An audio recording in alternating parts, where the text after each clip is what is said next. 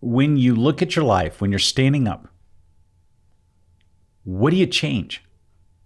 And the first thing that I knew is this. I needed to change my diet, and I needed to change my diet radically.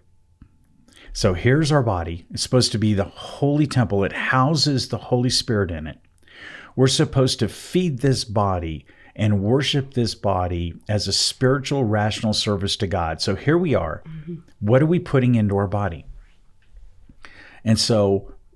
What were you putting into your body? Well, for me, the medication helped bring the weight gain, much of it, okay? We're talking there were like 2 Gordons, remember? Yes, there were. There were 2 Gordons. Yeah, you were double the size, just about. Just about double the size. So I was looking at this. I tried to look at food from a whole different perspective. And I was looking at, when did I eat? What was the timing? How did I eat? What were the portions? How much was I eating at one particular time? What was I eating?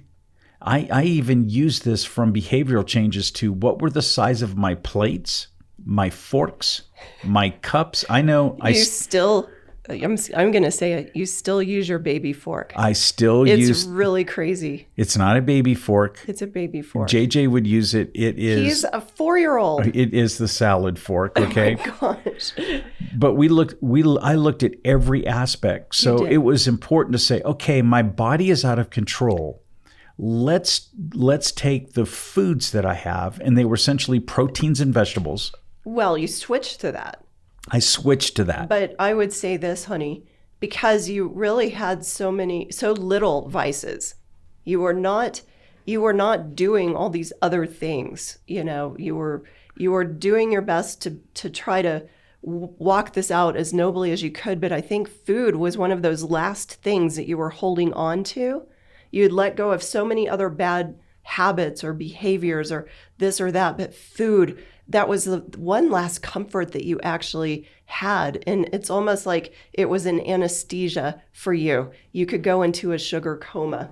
You could, food really affected you because it was a comfort. I saw that. I saw what would happen. Or, you would have that extra giant dessert, or that huge steak and the dessert.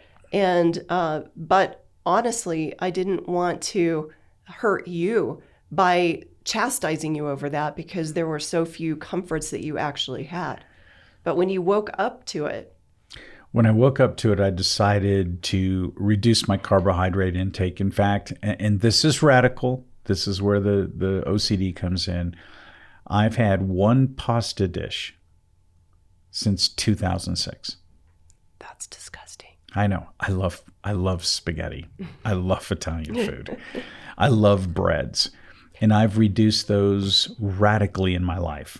And I moved to the portion size of approximately 4 to 5 ounces of meat and a hand size full of vegetables with my meal. And that's all I would feed myself. You started transitioning to foods that would give you life. That would give me life. Even though the pain didn't go away, I saw that there was this huge transformation happening within your body. Correct. I also reduced any alcohol intake. It actually caused, and it still does today, it still causes me headaches. Mm-hmm. So typically I drink a lot of water.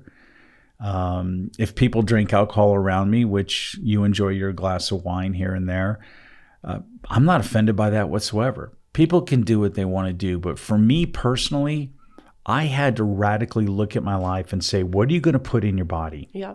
So I drink a lot of water, which is ironic because I have kidney stones and dehydration is part of the issue, but my body's not absorbing it. Eating times. Mm-hmm. I eat early, and I typically like my last meal by 5 p.m.